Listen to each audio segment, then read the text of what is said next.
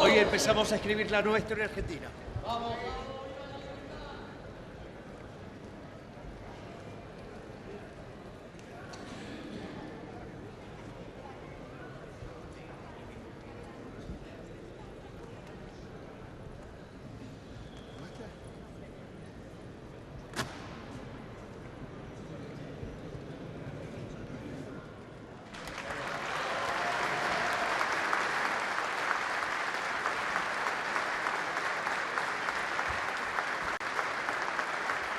Ha hecho su ingreso a este recinto el señor presidente de la Nación, doctor Javier Milei.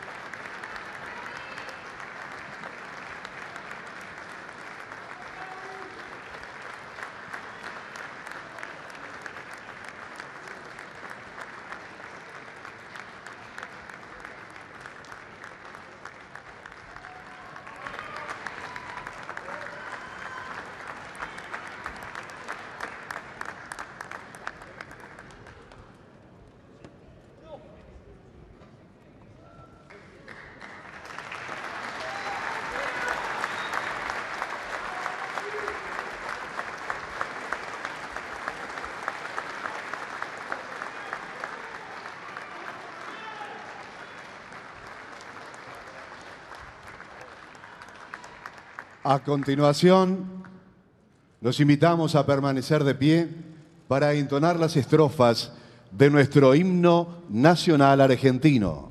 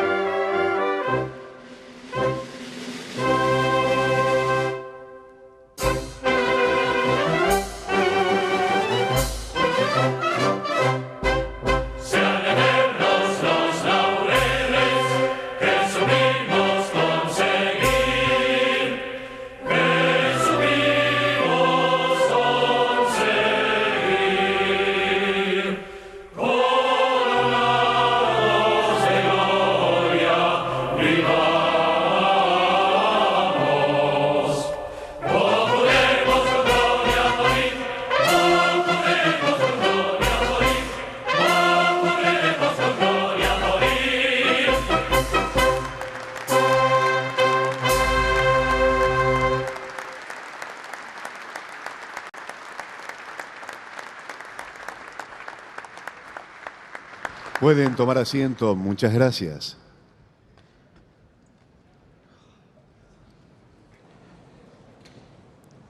Hola a todos.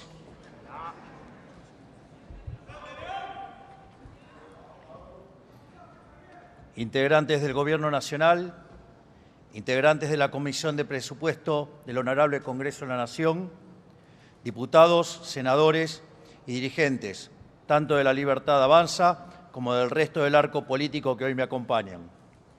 Y todos los argentinos que están mirando desde sus casas, buenas noches.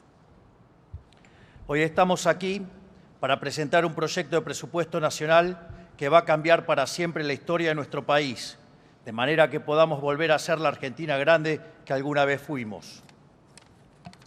Después de años donde la clase política vivió poniendo cepos a las libertades individuales, hoy venimos aquí a ponerle un cepo al Estado. Este proyecto de presupuesto que estamos presentando hoy aquí tiene una metodología que blinda el equilibrio fiscal sin importar cuál sea el escenario económico. Esto significa que, independientemente de qué ocurra con la economía a nivel macro, el resultado fiscal del sector público nacional estará equilibrado. Este blindaje fiscal abre una nueva página en nuestra historia, hasta ahora desconocida. A partir de ahora, la Argentina será solvente, con la consecuente baja del riesgo país, de la tasa de interés y, en consecuencia, el aumento de la inversión, de la productividad, del salario real y, en definitiva, la caída de la pobreza y de la indigencia. De hecho, no puedo dejar de comentar que estamos hoy aquí, en esta misma casa, donde en diciembre del año 2001 fue declarado y aplaudido durante la presidencia de Adolfo Rodríguez Sá, a casa llena y en medio de enorme algarabía, el default de la Argentina. Ese default, que fue festejado y aplaudido de pie por la totalidad de la clase dirigente, sería el comienzo de un ciclo populista que ha destruido la Argentina. Algunos se preguntarán por qué estoy yo hoy aquí, esta noche, si en general quien suele presentar el presupuesto nacional en el Poder Ejecutivo le propone al Congreso es el ministro de Economía. Decidí hacerlo personalmente por dos razones. Primero, porque soy economista, además estoy orgulloso de eso.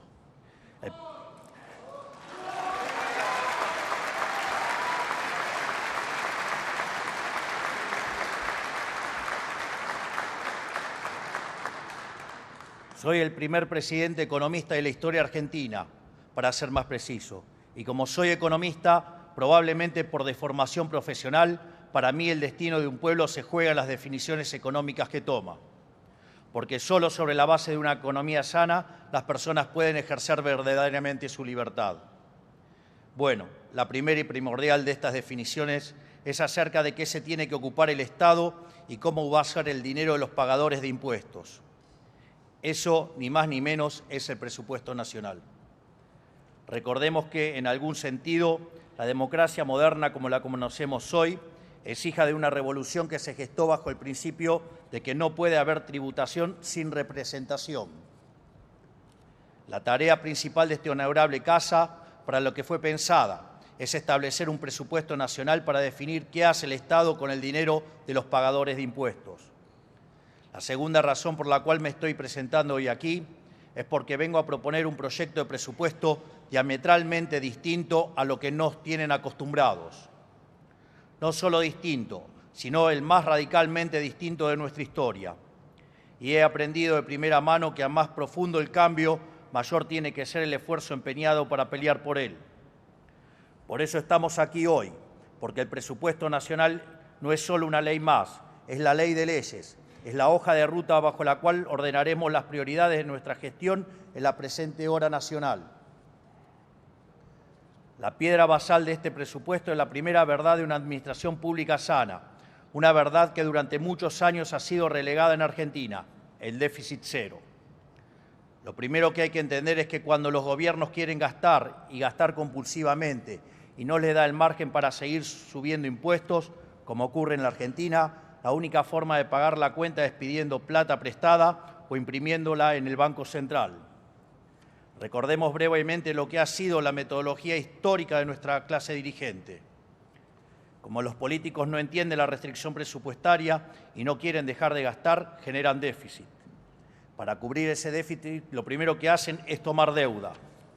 Pero como no hacen el ajuste necesario, la deuda se vuelve impagable y entonces defaultean. Así es como nos convertimos en el mayor defaulteador serial del mundo.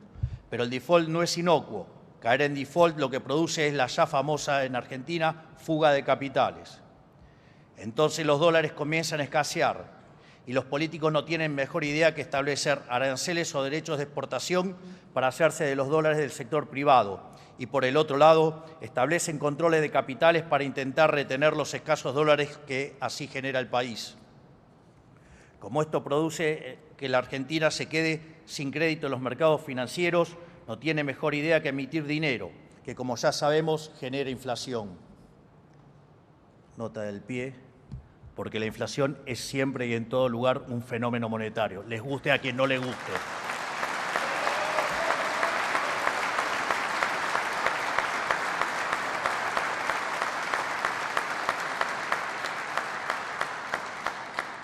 Para combatir la inflación, ponen controles de precios, que hace 4.000 años sabemos que no funcionan, e inventan regulaciones que destruyen la propiedad privada, entorpecen el cálculo económico, destruyen capital y, en consecuencia, aumentan la pobreza y la indigencia. Esta es la triste historia argentina de lo que los políticos y analistas llaman política económica, que no ha sido otra cosa en la Argentina que la violación sistemática de los derechos de propiedad de los ciudadanos.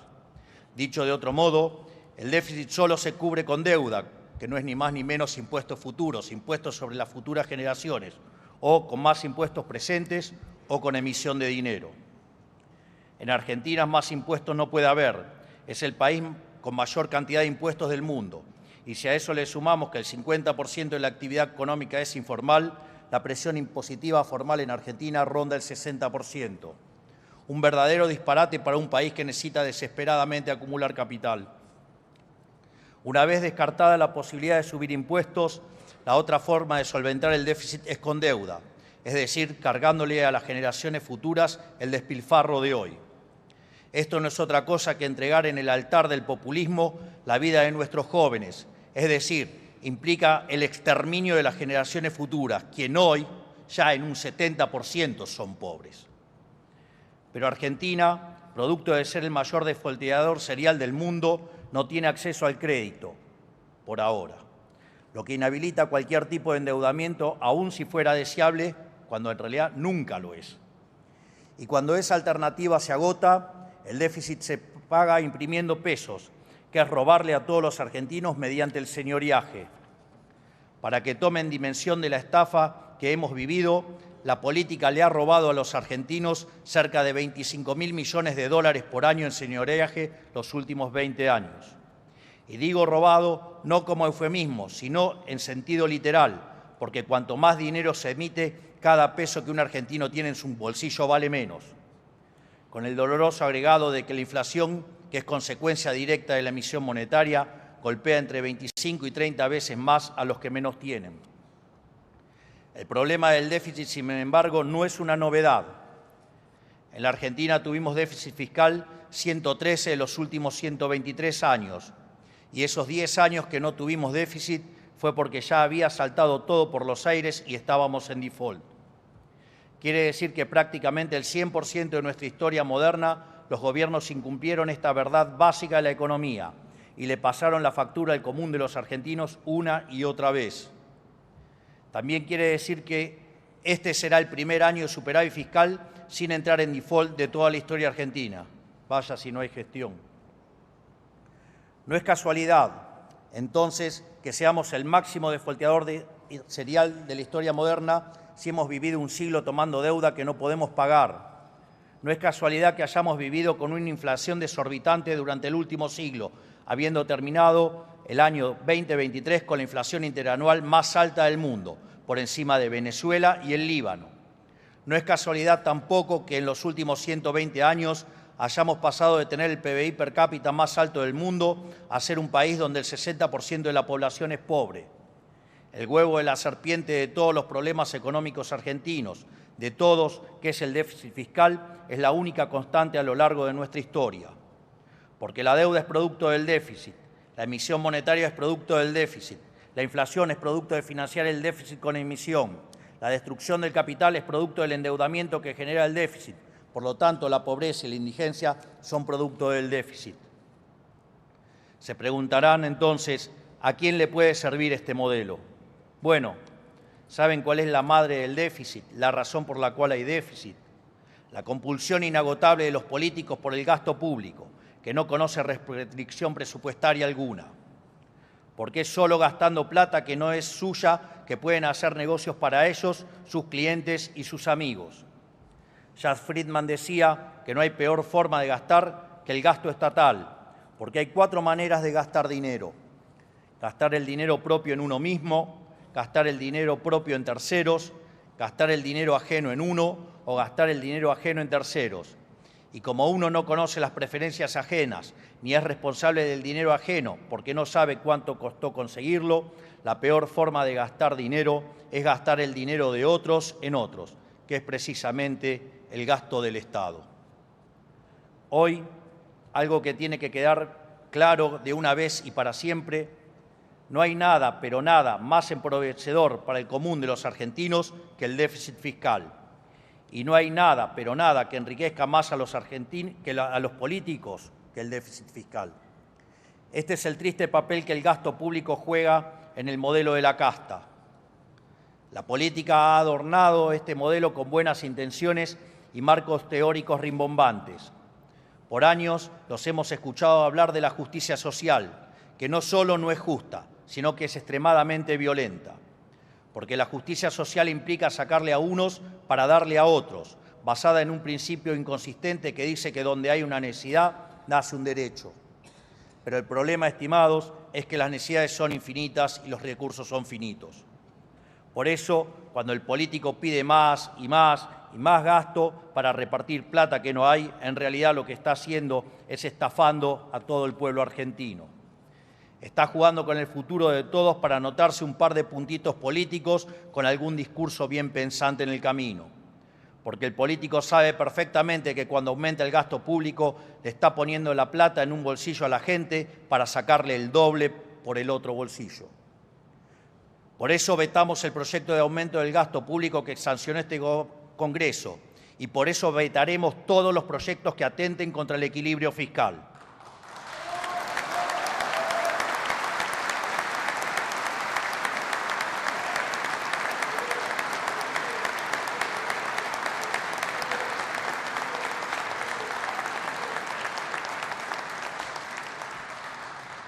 Y hacemos esto porque no vamos a ser cómplices de estafar al pueblo argentino para adoptar una medida populista.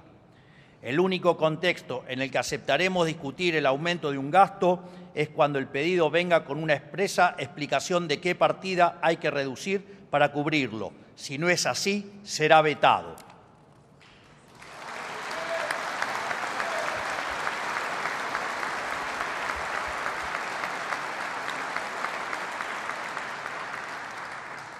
Esto, que debería ser una verdad de perogrullo, parece un sacrilegio dicho en esta casa, lugar de donde han salido la totalidad de las medidas populistas que han arruinado este país.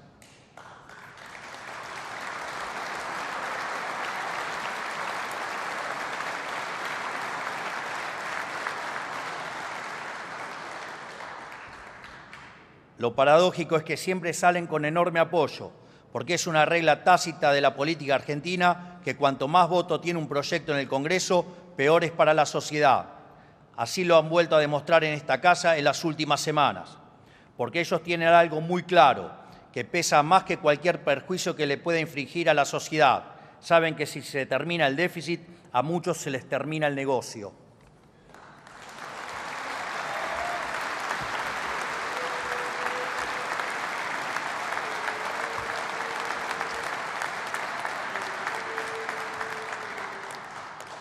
Lamentablemente, esta compulsión por el gasto que tienen los políticos ha sido una constante durante el último siglo argentino. Desde 1901 hasta la fecha hubo 22 crisis económicas en la Argentina. 20 de esas 22 se caracterizan por un déficit fiscal alto o directamente extravagante. lo cual generó una profunda volatilidad en la economía argentina, atentando contra la inversión y el crecimiento. Dicho esto, detengámonos a recordar cómo era el cuadro fiscal previo a las crisis que recordamos con más angustia. En la previa al Rodrigazo, el déficit fiscal era de 14 puntos del PBI. Acercándonos a las crisis del 81-82 con la tablita cambiaria, era de 11 puntos. Antes de que se desencadenara la hiperinflación del 89, el Estado Nacional cargaba con 8 puntos de déficit. Y detrás de uno de nuestros últimos traumas nacionales, la crisis de la convertibilidad del 2001 y 2002, teníamos un déficit de 7 puntos del PBI. En este recorrido se ve un claro patrón.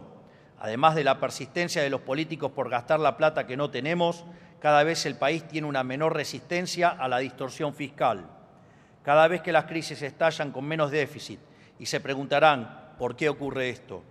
Ocurre porque habiendo abusado de todos los mecanismos de financiación del déficit que existen, tanto los argentinos como los mercados cada vez nos dan menos crédito. Esto quiere decir que cuando abordamos el cuadro de situación heredado, no estamos hablando únicamente del masazo del 2023, sino del efecto acumulado de un siglo entero de crisis recurrentes. También quiere decir que si no lo solucionamos ahora, si no damos esta pelea de una vez y para siempre, la solución será cada vez más cuesta arriba y pronto se convertirá en una tarea casi imposible. Bueno, la política, en economía y en la vida misma, uno no elige con qué cartas jugar, uno juega con las que le tocan. Los tontos ignoran la realidad, los necios la niegan, los que apuestan al éxito la aceptan y la resuelven.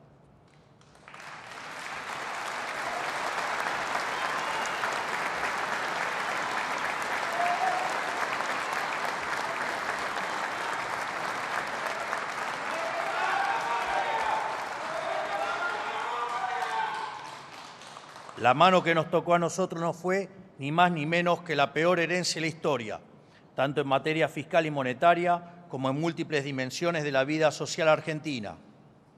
Heredamos un déficit consolidado de 15 puntos del PBI, de los cuales 5 puntos pertenecían al Tesoro y 10 al Banco Central, más que en cualquiera de estas crisis que acabo de mencionar. Pero algunos que dicen ser economistas, que viven de olvidarse cosas a propósito, salen todos los días en televisión haciendo la cuenta que vivíamos en Suiza. Para ponerlo en números palpables, ajustar el déficit de 15 puntos del PBI implicó que hiciéramos un recorte del gasto de alrededor de 90.000 millones de dólares, que no es otra cosa que decir que le estamos devolviendo a los argentinos ese dinero. O sea, no exageramos cuando decimos que hemos hecho el ajuste más grande de la historia de la humanidad. Por eso, no me deja de llamar la atención que dirigentes de todos los colores y banderas nos acusen tan seguido de no tener gestión. A ellos yo les...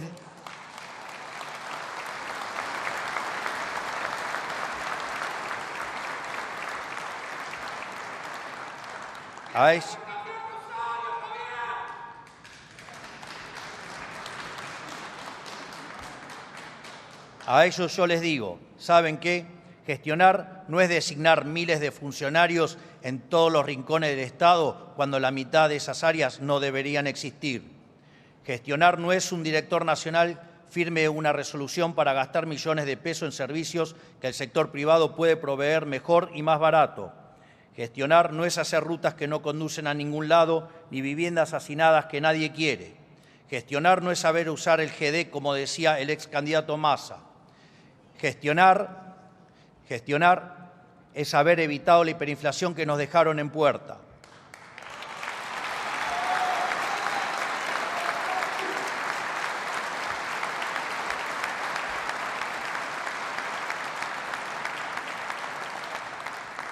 Gestionar es sanear el balance del Banco Central y desactivar la bomba de deuda que heredamos.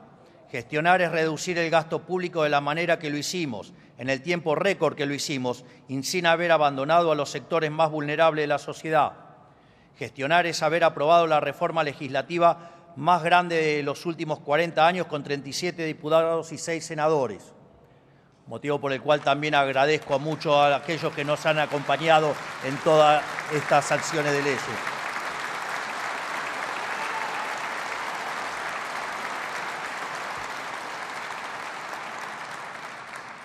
Gestionar es echar los 31.000 ñoquis que hemos echado en estos primeros 9 meses.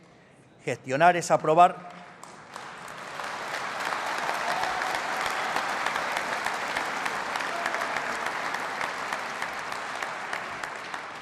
Gestionar es aprobar la boleta única de papel, una bandera de aquellos que hablan de transparencia, pero que poco han hecho por ella.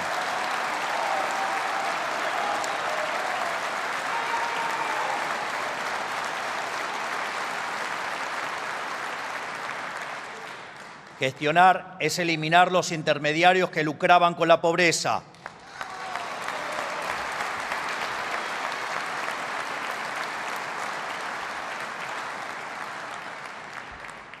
Gestionar es haber eliminado los piquetes y llevar más de 4 meses sin corte de calle en el AMBA.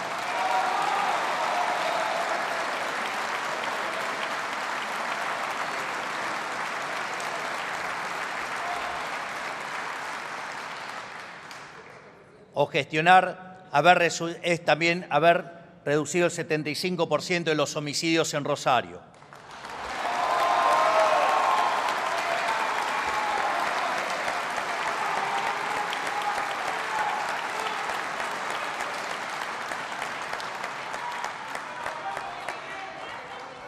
Gestionar es remover las infinitas regulaciones que hay en todos los sectores de la economía para facilitarle la vida a los que emprenden y trabajan.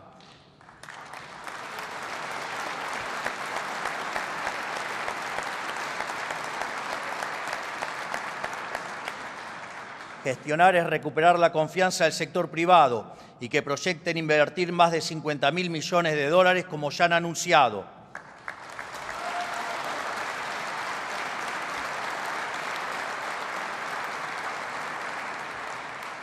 En definitiva, gestionar no es administrar el Estado. Gestionar es achicar el Estado para engrandecer a la sociedad.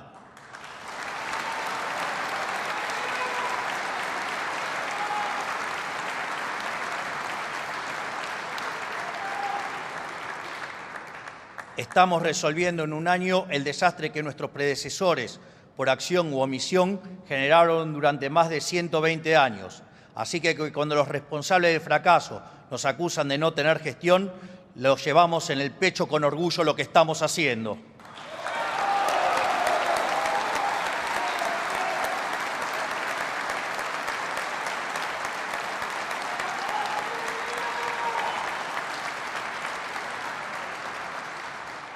Sin embargo, el gigante desafío persiste y ahora tenemos que hacer valer el titánico esfuerzo realizado por todos los argentinos y darle sostenibilidad para el futuro. Por eso hemos decidido que parte de nuestro legado sea cambiar para siempre la metodología a través de las cuales se elabora el presupuesto. El déficit siempre fue consecuencia de pensar primero cuánto gastar y después ver cómo financiarlo.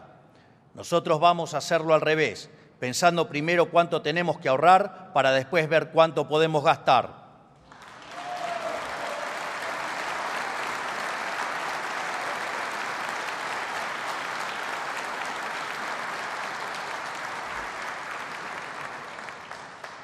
Por eso estamos proponiendo una regla fiscal inquebrantable para este presupuesto y para todos los presupuestos que vengan de acá en adelante.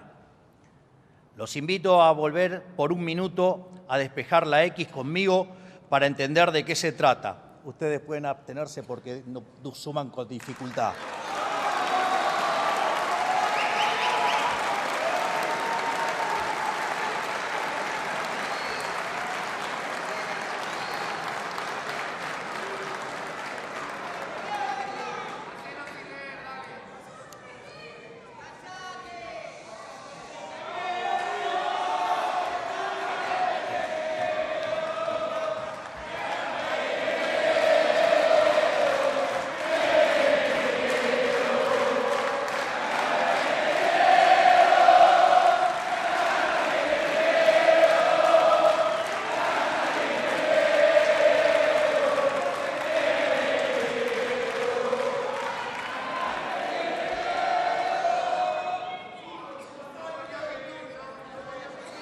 Mirá que yo lea o no, vos seguís sumando con dificultad, Martínez.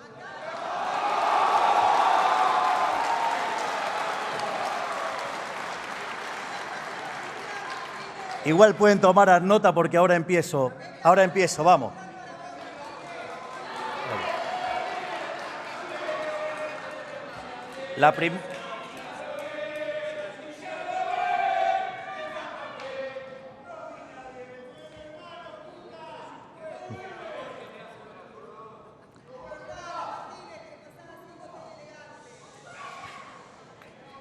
La primera premisa de la que partimos es que el superávit primario tiene que equivaler o exceder obligatoriamente al monto de los intereses de deuda a pagar. De modo que, si el superávit primario es el resultado de netear los ingresos con los gastos corrientes y de capital, el gasto primario tendrá que ser igual o menor a los ingresos, menos el superávit primario. Es decir, el nivel de gasto a erogar estará condicionado por el nivel de superávit primario a conseguir, que a su vez estará condicionado por los ingresos observados neto del monto de intereses a pagar por la deuda. Dicho esto, ahora detengámonos un segundo en el gasto. El gasto corriente está compuesto de la suma del gasto automático ilícitamente indexado por ley y el gasto discrecional. El gasto automático es el componente de gasto que está indexado a la inflación y otras variables macro. El gasto discrecional no está indexado, o sea que no importa la inflación que haya, sigue siendo el mismo. Bajo este nuevo esquema que estamos proponiendo, si los ingresos son mayores a los estimados, el gasto automático podría aumentar en línea con los ingresos, pero el gasto discrecional se mantendrá congelado. Por otro lado, mirando ahora los ingresos, cuando el aumento de la recaudación sea transitorio, el Estado podrá ahorrar, absorbiendo pesos o para cancelar deuda, lo que permitirá seguir bajando la inflación y o mejorar el perfil de deuda argentino. Y si el crecimiento económico es permanente y, en consecuencia, el aumento de los ingresos es estructural, el Estado va a poder devolverle a la sociedad esa mayor recaudación en reducción de impuestos, tal como nos hemos comprometido. Por otro lado, si la economía no crece y los ingresos son menores a los estimados, caerá también el gasto automático y reduciremos el gasto discrecional, tal que igualmente se alcance el déficit cero. Por lo tanto, esta vez será el sector público y no el privado el que absorberá los efectos de las perturbaciones que sufra la economía. En resumen, nuestra metodología presupuestaria va a lograr 3 objetivos inéditos. 1. Va a blindar el equilibrio fiscal para siempre, terminando con el castigo de la deuda y la emisión. Va a obligar al Estado a hacerse cargo y a absorber los efectos de las perturbaciones en la economía. Y para cuando haya mejoras permanentes, como serán los años venideros, va a obligar a devolver el exceso de recaudación a la sociedad a través de la reducción de impuestos. Esto quiere decir que, de mantenerse esta metodología de acá en adelante, no solo podremos ir reduciendo impuestos, sino también el tamaño del Estado, que es la verdadera presión impositiva. Quiero volver a repetirlo para que quede claro y no haya dudas.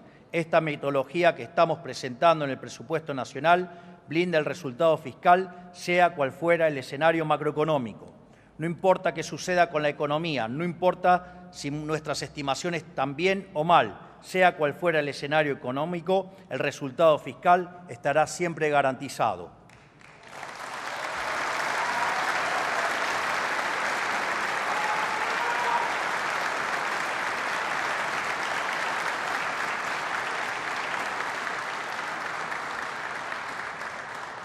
Pero para que esto sea posible, en la Argentina nos debemos un debate honesto acerca de qué se tiene que ocupar y de qué no el Estado Nacional.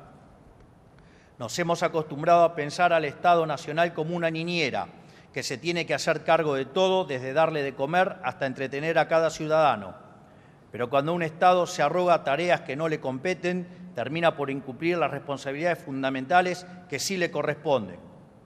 Así llegamos a un Estado que, en el afán de cumplir todos los supuestos deseos de sus ciudadanos, no pueden cumplir ni por asomo sus obligaciones básicas.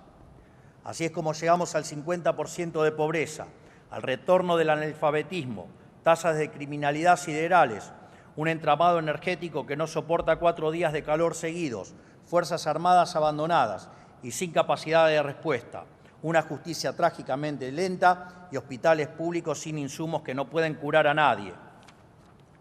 Mientras tanto, se dilapidaron miles de millones de pesos en recitales, a los que iban 300 personas, medios públicos al servicio de los militantes, rutas que no conducían a ningún lado y se pasaban el día promulgando leyes que oscilaban entre ridículas, inútiles y nocivas.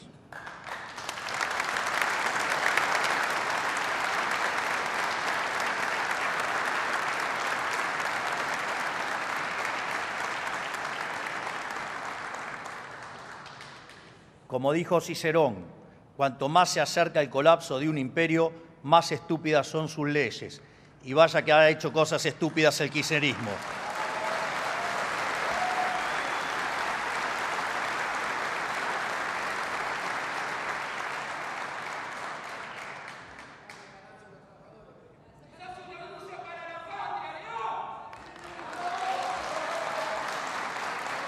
Y lo peor de todo, nos dejó un sistema en el que el 70% del gasto público se va en gasto social de distinto tipo. Esto, que durante años ha sido aclamado como un éxito para todo el arco político, no indica otra cosa más que una tragedia humanitaria, porque significa que más de 20 millones de argentinos no se pueden sostener por sus propios medios si no es con la ayuda del Estado, ayuda que se fondea robando a una parte de la sociedad con los impuestos. Si alguien cree que esto es algo deseable, déjenme decirles que están equivocados. ¿Les parece que esto es ajeno a que el Estado realice tan pobremente sus tareas esenciales? Por eso es hora de volver a las bases y barajar y dar de nuevo algunas definiciones. Lo fundamental que tiene que hacer un Estado nacional es asegurar la estabilidad macroeconómica, las relaciones exteriores y el imperio de la ley. Punto. Cualquier otra cuestión puede resolverse a través del mercado o es competencia de los gobiernos subnacionales. Para ser más claro, lo desgloso en partes. ¿Qué es estabilidad macroeconómica? Que no haya déficit fiscal y que haya estabilidad monetaria y que en consecuencia no haya inflación y se facilite el crecimiento económico. Facilite porque los privados deciden en qué invertir, no que lo haga un burócrata desde una silla y en el medio se quede con algo en el camino.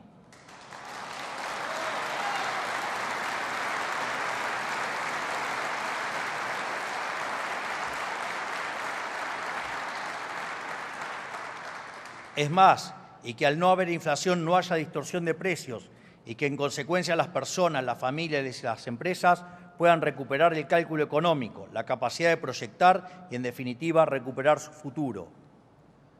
¿Qué es el imperio de la ley? Seguridad para proteger a los ciudadanos de posibles ataques de otros a su vida y a su propiedad. Justicia para dirimir imparcialmente los conflictos entre ciudadanos y castigar a quienes infringen la ley.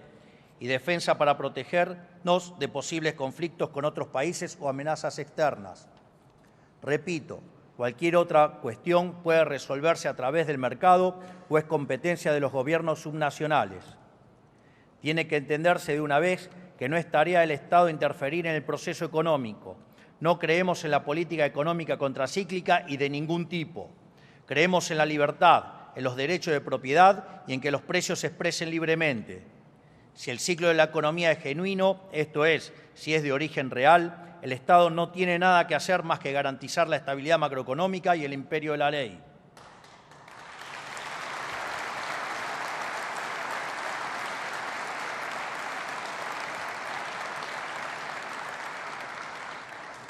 Si el ciclo económico no es de origen real, sino que es generado por el Estado, es lo mismo que aceptar que un mafioso nos rompa las piernas para luego venir a ofrecernos las muletas. No queremos las muletas del Estado, queremos vivir en libertad, no queremos que nos rompan las piernas.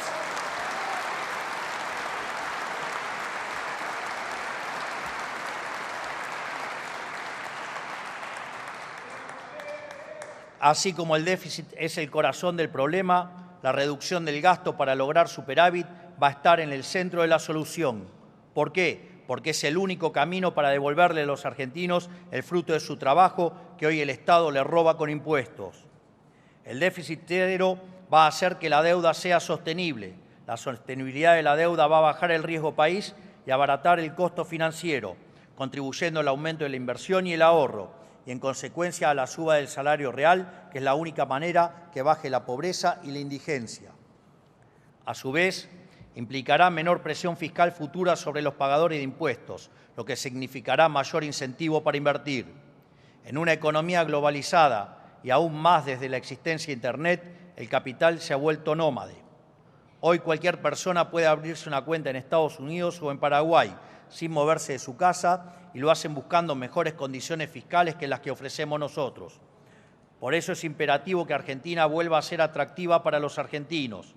Tenemos que terminar con esta pulsión por expulsar el capital de nuestros compatriotas con impuestos prohibitivos, que lo único que hacen es reducir el flujo y el tamaño de nuestra economía, castigando al país en su conjunto con más pobreza y más exclusión.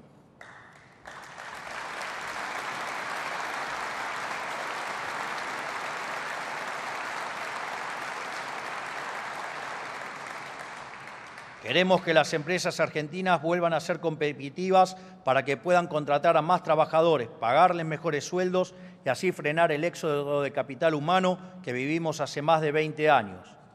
Hay que amigarnos de una vez por todas con la idea de que lo mejor para un trabajador es un empresario que invierte.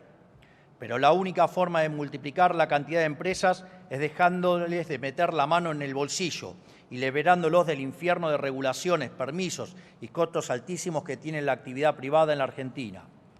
Para llegar a este punto, nos hemos propuesto el plan de reformas estructurales más ambicioso de toda la historia argentina, el cual inició con el decreto 630-23, siguiendo con la aprobación de la ley bases sancionada por este Congreso y continúa con todas las desregulaciones que anunciamos a diario, sumando los proyectos de ley que seguiremos enviando a este Congreso.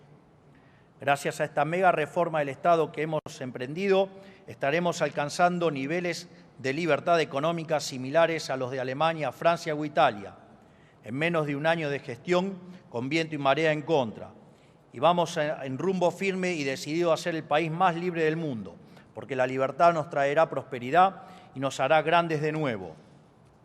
Sin embargo, incluso si todo saliera como pensamos, esta guerra que llevamos adelante contra el gasto público y el costo argentino se pelea en todas las dimensiones del Estado y también en las jurisdicciones provinciales y municipales. Por eso, a los gobernadores les digo, cumplir el compromiso de bajar el gasto público consolidado a 25 puntos del PBI requiere que las provincias en su conjunto hagan un ajuste adicional de 60.000 millones de dólares.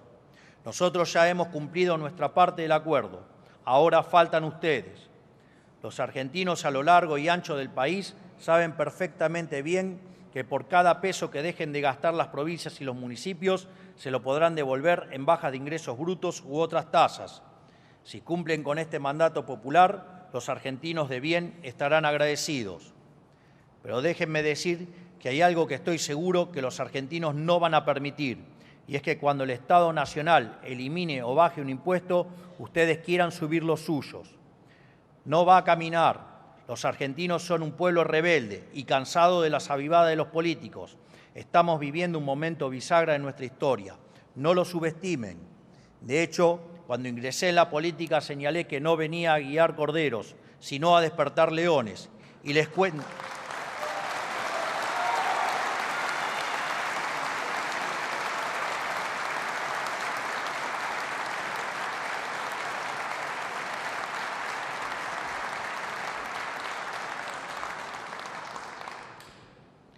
Repito, así no se me complica el remate.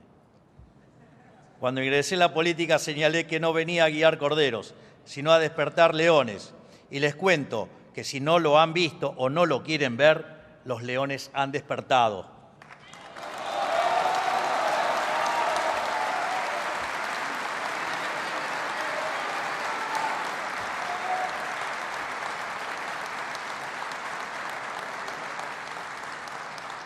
Por último,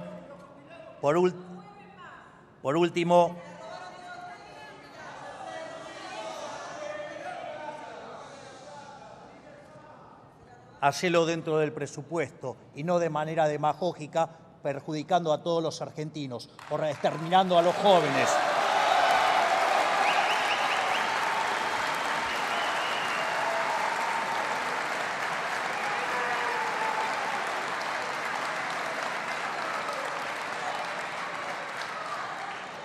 Por último, quiero hablarle a los integrantes de este Congreso. Este es un momento bisagra en la historia de nuestro país. no aparecen seguidos momentos donde se pueda cambiar el curso de la historia. Si fuera fácil, no estaríamos hoy en donde estamos. Por eso tenemos la oportunidad, más que la oportunidad, la obligación de aprovechar este momento, porque recuerden, cuanto más nos sumergimos en el fondo del mar, más que nadar para salir a flote. Pero el único camino hacia el progreso es terminar con el déficit fiscal, bajar el gasto público, eliminar impuestos y confiar en el ejercicio de la libertad por parte de los argentinos. Todo lo que ustedes odian.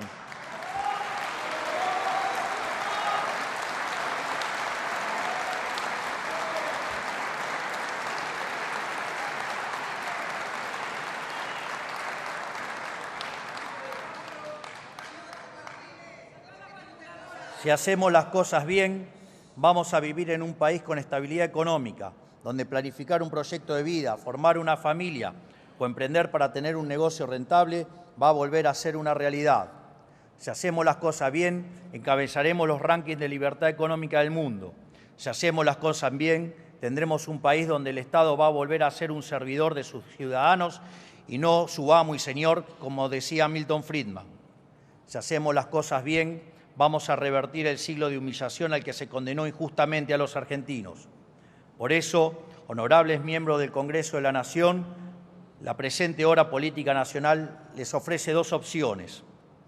Una es hacer exactamente lo contrario a lo que venimos haciendo hace más de 100 años, para despegar y volver a hacer a la Argentina grande nuevamente. Otra es seguir haciendo lo mismo de siempre, dejando todo como está, y mantener este sistema putrefacto que empobrece a todos los argentinos día a día. Esos son los dos caminos. Sepan ustedes, miembros de este honorable Congreso, que la decisión de qué lado de la historia quieren quedar es suya. Luego será la ciudadanía quien lo coloque en la avenida de los justos o en la esquina de las ratas miserables que apostaron contra el país y contra su gente.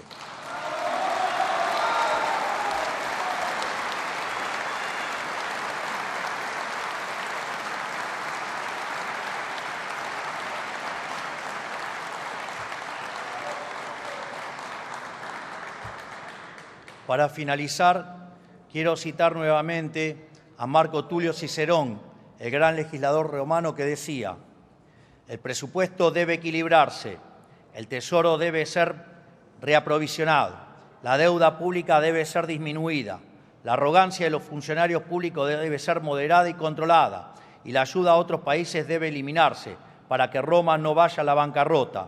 La gente debe aprender nuevamente a trabajar en lugar de vivir a costa del Estado. Esta frase tiene más de 2000 años. Más de 2000 años. Y ustedes de eso no aprendieron nada.